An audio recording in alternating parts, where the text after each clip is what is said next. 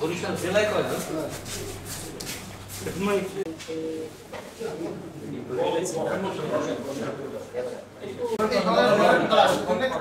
Barishal main শহরে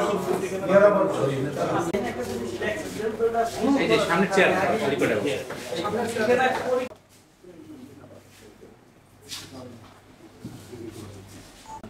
মহান স্বাধীনতা সকল শহীদ, বিখানা হত্যাকাণ্ডের সকল শহীদ ও বৈষম্য বিরোধী ছাত্র আন্দোলন শহীদদের আত্মার মাগফিরাত কামনা করছি। 2009 সালে 26শে ফেব্রুয়ারি বিখানা পরিকল্পিত হত্যাকাণ্ডের সুষ্ঠু তদন্ত ও চাকরিচ্যুত সকল মিডিয়ার সদস্যদের চাকরিতে পুনর্বহাল প্রসঙ্গে 2009 ইংরাজি সালে পিলখানা হত্যাকাণ্ডের ঘটনায় চাকরিচ্যুত মিডিয়ার সদস্যগণ তৎকালীন ফ্যাসিস্ট সরকার প্রভু দেশকে সন্তুষ্ট ও সেনাবাহিনীর স্বার্থ ক্ষুণ্ণ করতে বাংলাদেশ রাইফেলসকে ধ্বংস করার জন্য প্রতিশোধ স্পৃহা থেকে এবং ক্ষমতাকে সুদৃঢ় করতে নীল নকশার অংশ হিসাবে সুপরিকল্পিতভাবে ষড়যন্ত্রপূর্বক পিলখানা হত্যাকাণ্ড সংঘটিত করে। ঘটনার পরবর্তী ফ্যাসিস্ট সরকার প্রহসনের বিচারের নামে আমলাতন্ত্র ধ্বংস ও নিরীহ 54 জন মিডিয়া সদস্যকে নিরাপত্তা হেফাজতে হত্যাকাণ্ড করে। পিলখানা হত্যাকাণ্ডের ঘটনায় তথাকথিত মিডিয়া সংজ্ঞায়িত করে 18,520 জন মিডিয়া সদস্যকে চাকরিচ্যুত সহ বিভিন্ন মেয়াদে শাস্তি প্রদান করে। আজ হাজার হাজার মিডিয়া সদস্য ও তাদের পরিবার মানবতার জীবন যাপন করছে।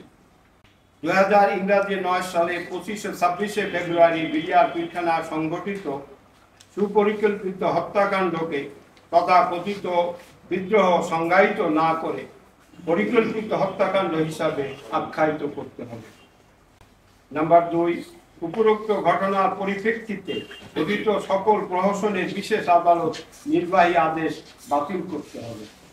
চাকরিচ্যুত সকল পদবী মিডিয়া সদস্যকে সুযোগ সুবিধা সহ চাকরিতে পুনর্বহাল করতে হবে। হত্যাকাণ্ড মামলার মহামান্য হাইকোর্টের বিচারকগণের রায়ের পর্যবেক্ষণ অনুযায়ী পিলখানা হত্যাকাণ্ডের ঘটনার বুধবার ও কুশলী বলদের শনাক্তকল্পে স্বাধীন তদন্ত কমিটি গঠন করতে হবে। পিলখানা হত্যাকাণ্ডে শাহাদত বরণকারী ৭৪ জনকে শহীদের মর্যাদা প্রদান করতে হবে। আমরা প্রতিটা যুদ্ধে বাংলার পতাকাকে উজ্জ্বল করে জয়ী হয়ে এসেছি। আমাদের বাংলাদেশের দুটা পদাতিক বাহিনী যা পৃথিবীর সমমানের, একটা বাংলাদেশ সেনাবাহিনী, একটা বিডিআর বাহিনী। যেহেতু বিডিআর বাহিনী সেনাবাহিনী কর্তৃক পরিচালিত, এই বাহিনীটা ভারতের একটা হৃদয়ের শুল হয়ে দাঁড়িয়েছে। আমরা বিএসএফ যখন বর্ডারে যাই 4-5 কিলোমিটার দূরের থেকে বিএসএফরা হাঁটত।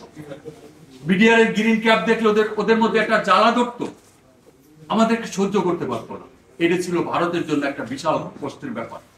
যেহেতু আমরা সেনা কর্তৃক পরিচালিত, ওদের মতো বাহিনী নয়, মূল বিষয়টা ওদের এইটাই ছিল ওদের একটা বেশি কষ্টের বিষয়।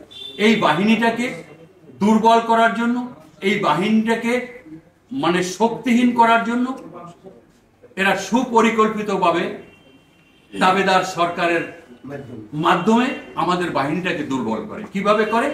ওরা বিভিন্ন রকমের পরিকল্পনা করে আন্তর্জাতিক ভাবে খাটাইয়া এই দেশের সরকারের সাথে একটা সমন্বয় করে এই বাহিনীটির মধ্যে একটা বিডিআর 25 ও 26 তারিখে একটা হত্যাযজ্ঞ ঘটায়। এই হত্যাযজ্ঞটা ঘটিয়ে বিডিআর এর উপরে এটা চাপিয়ে দিয়ে, দায়ভারটা বিডিআর উপরে চাপিয়ে এটা একটা নাটকীয় শব্দ ব্যবহার করে বিডিআর বিদ্রোহ করছে। বিডিআর আদৌ বিদ্রোহ করেনি। তো এইভাবে করে আমাদের বাহিনীটা কি হলো, 57 জন সেনা কর্মকর্তা মেরে সেনাবাহিনীটাকে ধ্বংস করে দিল। একই সাথে বিডিআর এর হত্যাযজ্ঞ হলো কোথায়? পিলখানাতে।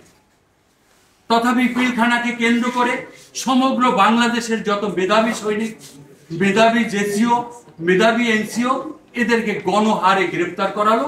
গ্রেপ্তার করে তাদেরকে জেল জরিমানা দিয়ে জেলে রাখলো। আমরা 18,520 জন লোক চাকরিচ্যুত হলাম, বিভিন্ন মেয়াদে আমরা শাস্তি ভোগ করলাম। অথচ আমরা আদৌ কিছু জানি না। আমি নিজেই জানি না আমি কেন জেল কেটেছি।